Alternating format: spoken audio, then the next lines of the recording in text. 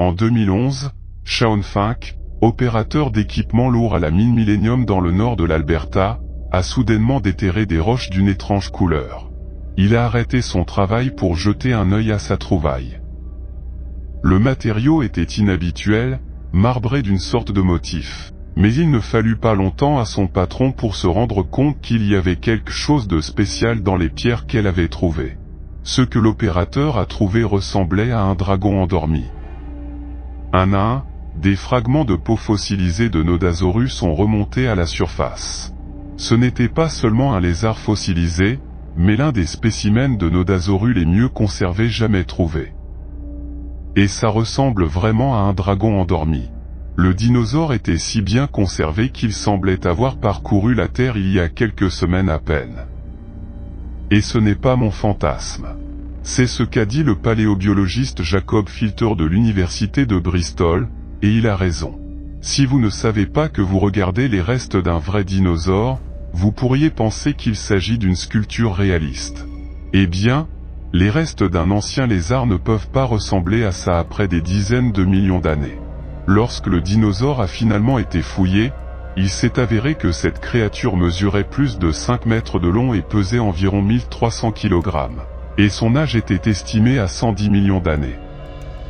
Il est maintenant exposé au Musée royal de paléontologie Tyran au Canada, mais naturellement, les scientifiques ont été plus qu'émerveillés et émerveillés par cette découverte. La conservation remarquable des plaques et des écailles de la carapace a aidé les paléontologues à comprendre la taille et la forme de la couverture kératinique de la créature.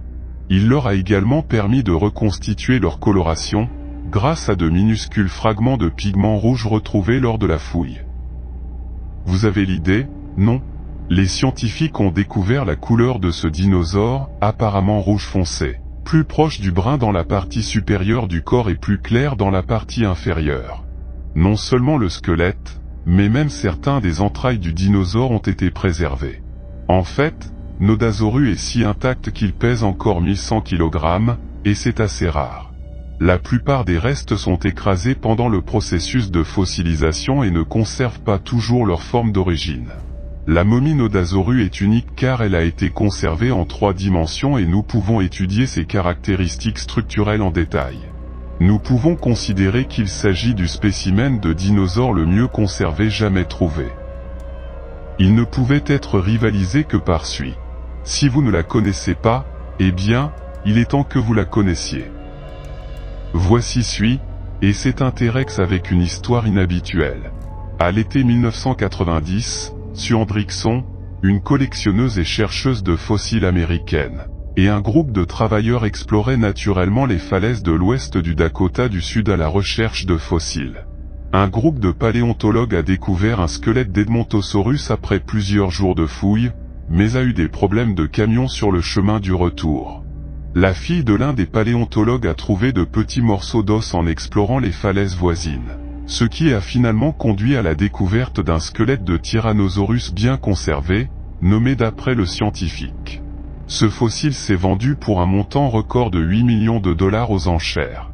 Les scientifiques pensent que la raison pour laquelle certains dinosaures sont bien conservés est due à l'eau, comme dans le cas de Nodosaurus et Tyrannosaurus.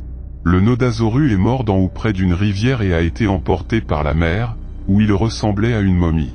Le T-Rex était couvert d'eau et de boue après sa mort, empêchant les autres animaux de manger ses os et sa chair. Les anciens connaissaient déjà ces formes de conservation, qui étaient utilisées comme analogue d'un réfrigérateur. Dans le passé, il n'y avait pas de technologie, de mise en conserve ou d'additifs chimiques pour conserver les aliments. Les anciens ont donc dû trouver des moyens ingénieux pour le faire. Certains chasseurs-cueilleurs ont déversé des restes de mammouth dans des étangs peu profonds afin que la basse température et le contenu bactérien spécial les préservent. Les morceaux de viande restaient comestibles jusqu'à l'été. La nourriture a également été enterrée pour la protéger de la lumière du soleil, de la chaleur et de l'oxygène qui accélèrent la détérioration. Une façon intrigante de conserver la nourriture était dans le marais. Les anciennes civilisations du nord de l'Europe plaçaient la nourriture dans les marécages pour la préserver. Parfois, la parfaite conservation des restes était due au terrain, à l'humidité, à la température et aux prédateurs. Une momie de dinosaure appelée Dakota a été découverte dans le Dakota du Nord. Dakota a vécu dans un environnement humide près d'une source d'eau dans ses derniers instants. La peau du dinosaure n'a pas pourri malgré les morsures des charognards.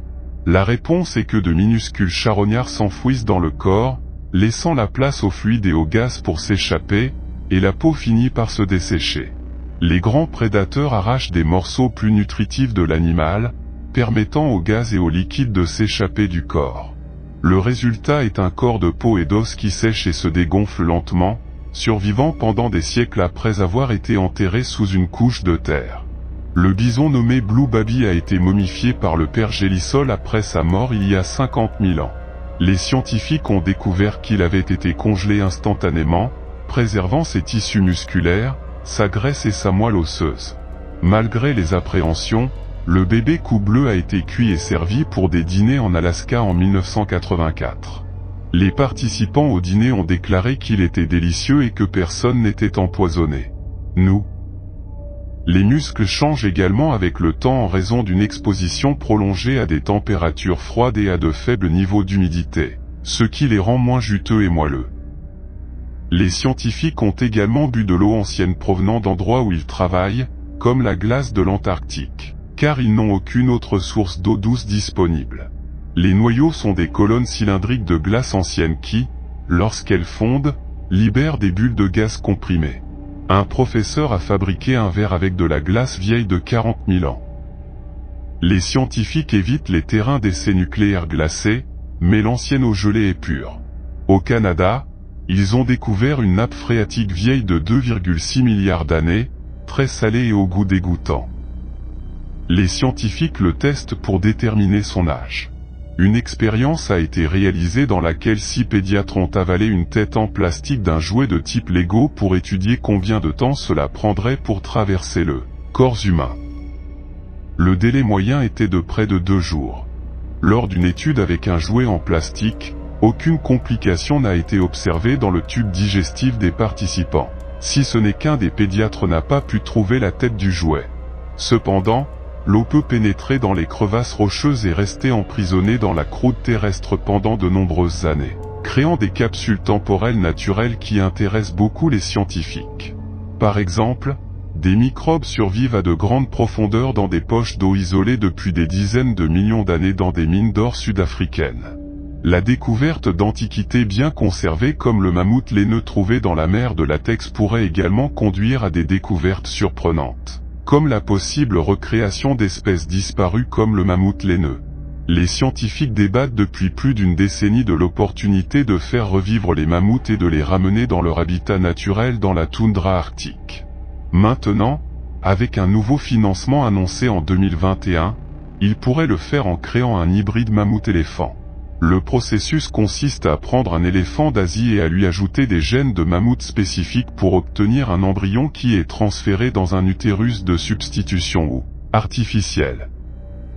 L'objectif n'est pas seulement de faire revivre les mammouths, mais aussi de préserver les éléphants d'Asie en voie de disparition.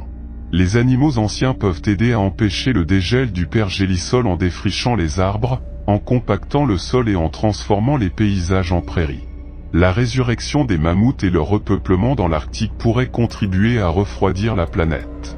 De plus, les scientifiques ont d'autres animaux disparus, comme le loup marsupial, sur leur liste de résurrection.